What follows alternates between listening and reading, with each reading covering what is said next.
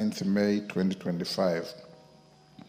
On my own behalf and that of the House and the Parliamentary Service Commission, I extend our sincere gratitude to all members of Parliament and the parliamentary fraternity for supporting the family of the late Honorable Were in their moment of grief. Honorable members, as indicated in my notification, the National Assembly, Kasipul constituents, and indeed the nation lost a dependable and astute legislator who served his constituents and the nation with uttermost dedication.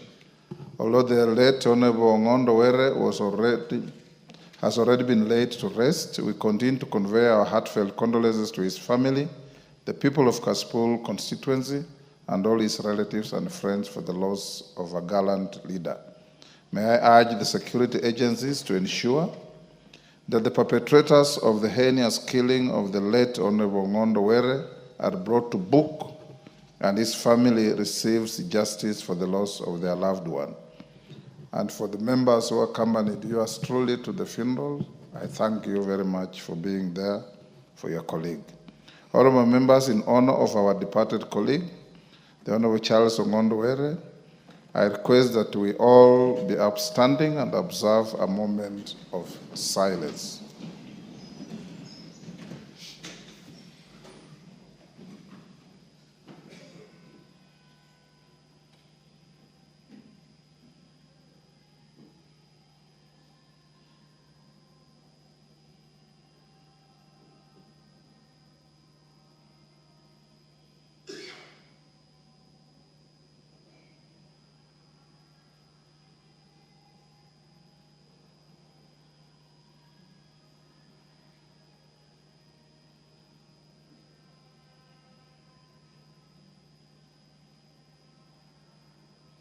May his soul rest in eternal peace.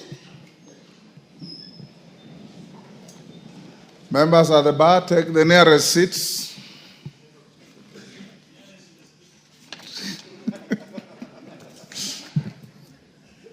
Take the nearest seats.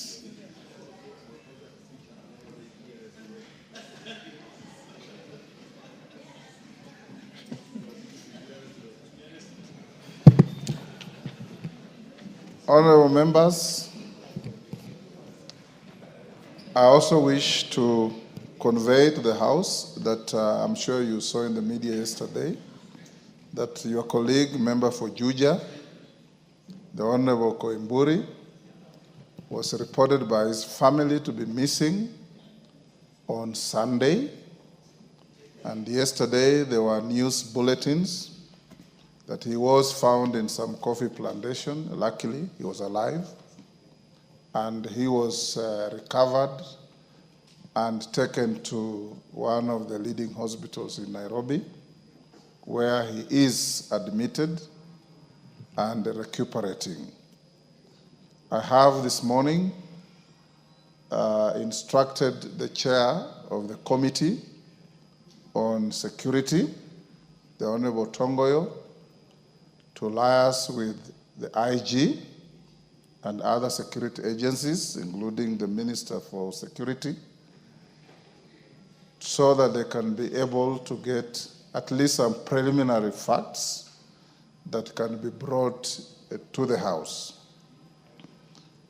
I have been advised by the hospital where he is admitted that the family had given strict instructions not to allow visitors, although in the media we saw some visitors around the member, but we've been told that they are not allowing visitors, including people from, officers from DCI who wanted to visit to find out what may have happened. I'm told they were turned away.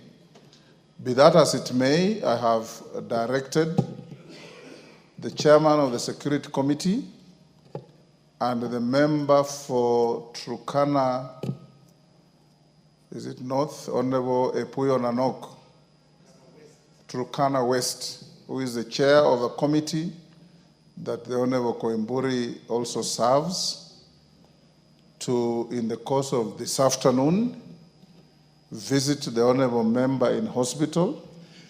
I hope you'll be allowed to see him. so that tomorrow I give Honorable Tongoyo an opportunity to update the House on the situation of our member. I want to encourage the security agencies as they carry out thorough investigations in the fatal shooting of Honorable Ngondo Were to also investigate the circumstances leading to the disappearance and reappearance of the Honorable Koimburi on the dates that I have mentioned so that we get to know. In the meantime, I encourage all of you members and indeed all Kenyans to be conscious of your security and the surroundings and the people you associate with, wherever you are, so that you don't have your security at any one time compromised, leading to unfortunate incidents like the loss of life of Honorable Were and the disappearance and reappearance of Honorable Koimburi. I thank you. Honorable Tongoyev, you want to comment on this? Yes, sir. No, I've directed you go and visit him and bring the report tomorrow. Have you visited him? You will go with Nanok to visit him and bring us an update tomorrow. What you want to give us may be hearsay. I want you to get the facts right. Thank you, honorable members. Next order.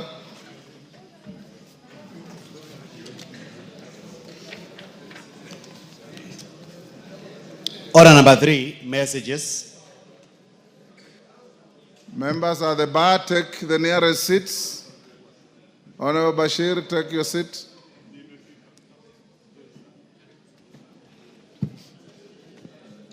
Order, honorable members. Honorable members, I have a few short messages. The first is a message from His Excellency the President. Honorable members, this is a message on notification of persons, on nomination of persons to the positions of chairperson and members of the Independent Electoral and Boundaries Commission. Honorable members, Standing Order 42.2 relating to messages from the President provide that if a message is received from the President at a time when the House is not in session, the Speaker shall forthwith cause the message to be transmitted to every member and shall report the message to the House on the day the House next sits. In this regard, honorable members, I wish to report to the House that during the recess period, I received a message from His Excellency the President relating to the nomination of persons for appointment to the positions of chairperson and members of the Independent Electoral and Boundaries Commission. In the message, His Excellency the President conveyed that in accordance with the procedure set out in Section 5 and the first schedule of the Independent Electoral and Boundaries Commission, Cap 7C, and Section 3 and 5 of the Public Appointments Parliamentary Approval Act, Cap 7F, he had nominated Dr. Erastus Edung Ethekon from Turkana County as the chairperson of the Independent Electoral and Boundaries Commission, IEBC, and the following other persons as members of the Commission. Ms. Ann Njeri Nderitu from Nyandarua County, Mr. Moses Alutalala Muhwana from Kakamega County, Ms. Mary Karen Sorbit from Uasin Gishu County, Mr. Hassan Nur Hassan from Mandera County, Mr. Francis Odhiambo Adwol from Kisumu County, and Ms. Fahima Arafat Abdallah from Lamu County. Honorable members, you will recall that on Friday, 9th May 2025, I issued a notification number 007 of 2025 in which I conveyed that I had received a message from His Excellency the President and pursuant to Standing Order 42.3c, referred the said message together with the certificate of presidential nomination and the CVs of the nominees to the Departmental Committee on Justice and Legal Affairs. The committee was to undertake the necessary approval hearings pursuant to the provisions of Standing Order 45 and the resolution of the House of 13th February 2025. I also directed the clerk to transmit the notification to all members of the National Assembly. And in this regard, honorable members, we shall wait for the Departmental Committee on Justice and Legal Affairs to notify the House as soon as it concludes the approval hearings. The House is accordingly guided. Members at the bar, take the nearest seats.